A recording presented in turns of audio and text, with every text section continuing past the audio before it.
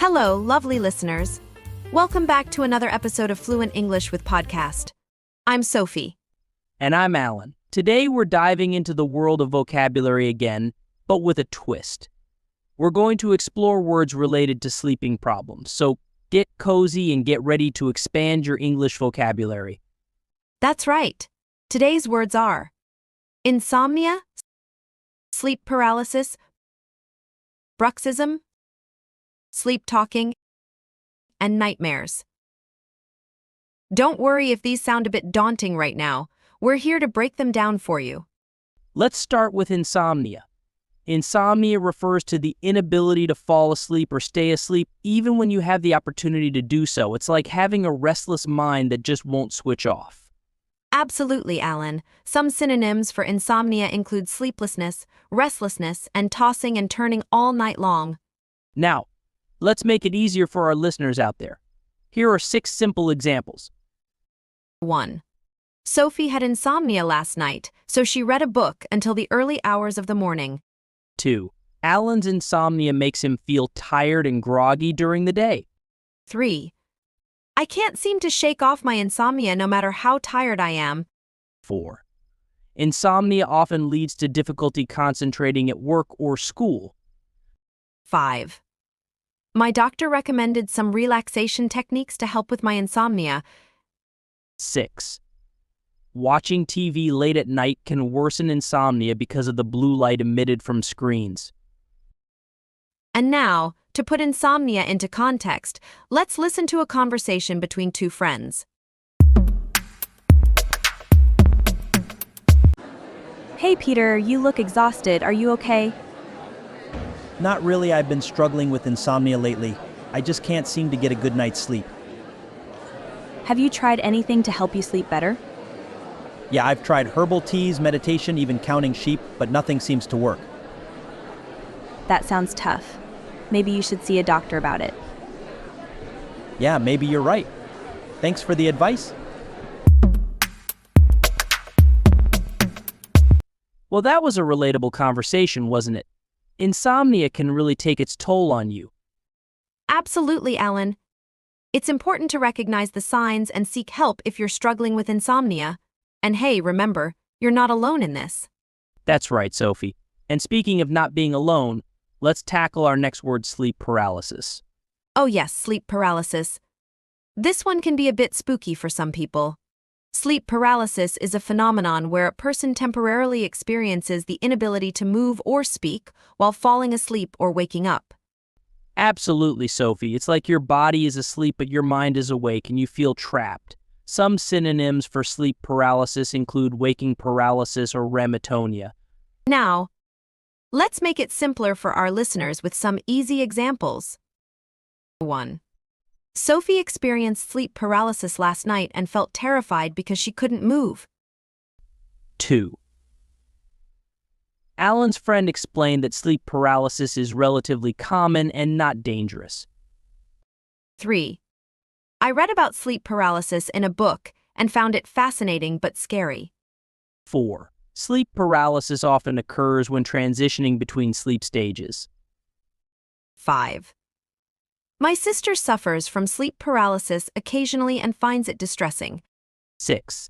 Talking about sleep paralysis with others can help alleviate fears and anxiety about the experience. Now let's dive into a conversation where sleep paralysis is mentioned.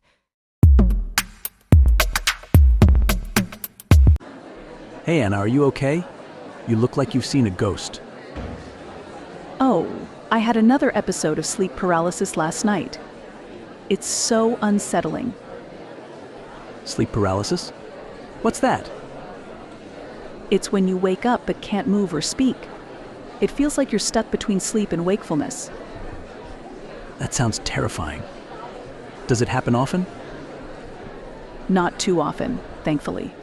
But when it does, it's really scary. Have you found anything that helps? Not really. I just try to relax and wait for it to pass. Well, if it happens again, just know that I'm here for you. It's reassuring to have friends who understand what you're going through, especially with something as unnerving as sleep paralysis. Absolutely, Sophie. And remember, if you ever experience sleep paralysis, know that it's temporary and you're not alone in facing it. That's right, Alan. And now, let's move on to our next word. Bruxism. Bruxism. This is a word that might not be as familiar to some listeners, but it's quite common. Bruxism refers to the habit of grinding or clenching your teeth, especially during sleep. That's right, Alan. It can be quite harmful, leading to dental problems and even headaches or jaw pain. Some synonyms for bruxism include teeth grinding or gnashing of teeth. Now, let's break it down with some friendly examples. 1. Sophie's dentist told her she has bruxism and recommended wearing a mouthguard at night. 2. Alan wakes up with a sore jaw, sometimes due to his bruxism. 3. I didn't realize I had bruxism until my partner told me I grind my teeth at night. 4. Bruxism can cause damage to your teeth over time if left untreated. 5. My friend's bruxism got so bad that they needed dental work to repair the damage. 6. Learning relaxation techniques can help reduce bruxism and promote better sleep. Now, let's hear a conversation where bruxism comes up.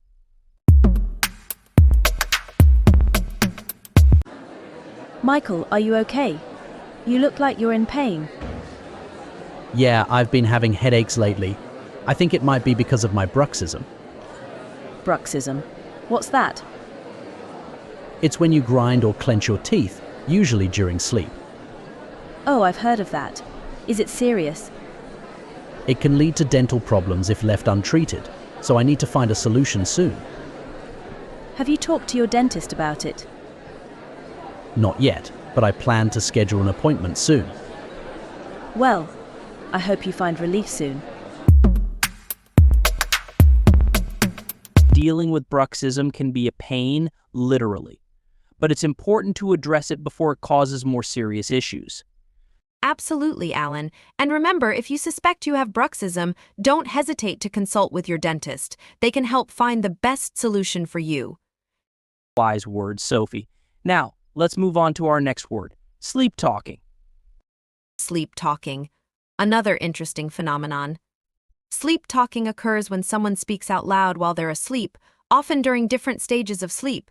Right, Sophie. It can range from simple sounds to full sentences in conversations. Some synonyms for sleep talking include somniloquy or nocturnal speech. Now, let's make it even clearer with some examples. 1. Anna's roommate always laughs because she catches Sarah asleep talking about random things. 2. Peter's partner recorded him sleep talking and found it hilarious to listen to the next morning. 3. I didn't realize I had sleep talking until my family told me I sometimes mumble in my sleep. 4. Sleep talking can be harmless or embarrassing depending on what you say. 5. My sister and I used to have conversations while sleep talking, which was strange but funny. 6. Keeping a sleep diary can help track sleep talking episodes and understand potential triggers. Now, let's listen to a conversation where sleep talking is mentioned. John, did you know you talk in your sleep?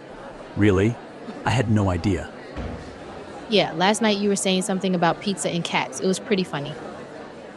Oh, that's embarrassing. I hope I didn't wake anyone up. Nah, we all found it amusing. Do you remember what you were dreaming about? Not at all. I usually don't remember my dreams. Well, next time you start sleep talking, I'll be sure to record it for laughs. Please don't. I don't need evidence of my sleep antics floating around. Sleep talking can definitely lead to some amusing moments. Remember, if you or someone you know sleep talks, it's usually harmless and just adds a bit of entertainment to the night. Absolutely, Sophie. Now, on to our final word, nightmares. Nightmares, the stuff of spooky stories and horror movies. But what exactly are nightmares? Well, they're vivid and disturbing dreams that can cause fear, anxiety, or even terror during sleep. That's right, Sophie. Nightmares can be quite intense, leaving a lingering sense of unease even after waking up. Some synonyms for nightmares include bad dreams, night terrors, or frightening dreams. Now, let's make it crystal clear with some examples. 1. Sophie had nightmares after watching a scary movie before bed. 2. Alan's nightmares often involve falling or being chased by monsters. 3. I try not to eat heavy meals before bedtime to avoid nightmares. 4. Nightmares can disrupt your sleep and leave you feeling exhausted the next day. 5. My friend always sleeps with a nightlight because she's afraid of nightmares. 6. Talking to someone about your nightmares can help ease the fear and anxiety they cause. Now, let's listen in on a conversation where nightmares is mentioned. William, you look like you didn't sleep well last night. Are you okay? Yeah, I had nightmares again. It's getting exhausting. Nightmares? What were they about? I dreamt I was being chased by a giant spider. It felt so real. Yikes, that sounds terrifying. Have you tried anything to stop them? Not really. I usually just wait for them to pass. Maybe try some relaxation techniques before bed. They might help calm your mind. Yeah, I'll give that a try. Thanks for the advice. Nightmares can be incredibly unsettling, but there are ways to cope with them, like finding relaxation techniques or seeking support from friends or professionals. That's right, Sophie, and remember, if you're experiencing frequent nightmares that disrupt your sleep or daily life, don't hesitate to reach out for help. Absolutely, Alan. And with that, we've covered our vocabulary for today. We hope you've enjoyed expanding your English skills with us. Until next time, keep learning and keep dreaming, just not too many nightmares. That's right. Take care, everyone, and happy learning.